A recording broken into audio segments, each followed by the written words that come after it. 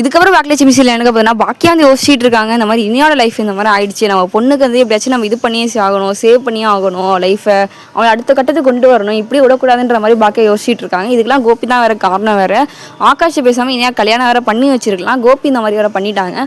இதுக்கப்புறம் இந்த பாக்கியலட்சுமி சீரியல் இருந்து பாக்கியா அடிச்சு பழி வாங்கணும்னு சுதாகர் யோசிச்சுட்டு இருக்காங்க. இப்போ சுதாகர் வந்து ரொம்ப இன்சல்ட் படுத்தி விட்டாங்க பாக்கியாவும் கோபியும். இந்த மாதிரி அவங்க பையனை தப்பாக பேசுறது, அவங்க பையனை வீடு வந்து அடிக்கிற மாதிரி, அப்புறம் போலீஸ் ஸ்டேஷனில் வந்து மாட்டி விட்டு அதுலேயும் தப்பிச்சிட்டாங்க. சுதாகருக்கு ரொம்ப பயமாக இருக்குது. இப்போ ஏன்னா பாக்கியா கோபியும் வந்து இந்த நிறைய இது பண்ணிட்டு இருக்காங்க. இவங்களை நம்ம இப்படியே சும்மா விட்டோம்னா நம்ம பையனுக்கு தான் ஆபத்து. ஏன்னா வெளியில் இருக்கிறவங்களுக்கு இனியா வீட்டோட்டி ஏன் போனாங்கன்ற மாதிரி கேட்டால் பெரிய பிரச்சனையாயிரும்.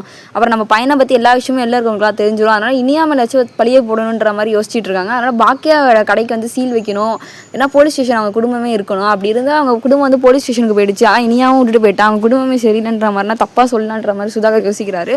அதே மாதிரி அவர் ஆளையே செட் பண்ணுறாரு, இந்த மாதிரி பணத்தை அங்கே கொடுத்துருங்கன்ற.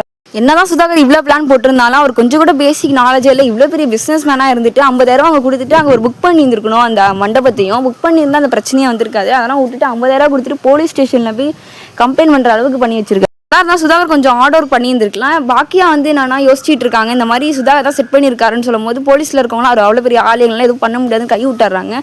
பாக்கியாவும் இனியாவும் அவங்க ஃபேமிலியில் இருக்கிறவங்களாம் சுதாகர் சும்மாவே விடக்கூடாது, வச்சு நம்ம பண்ணியான்ற மாதிரி யோசிச்சு முக்கியமாக கொதித்து எழுந்த பாக்கியான்னு சொல்லிட்டு டைட்டில்லாம் வச்சுட்டு 100 எபிசோடு என்ன ஓட்டுவாங்க நினைக்கிறேன்.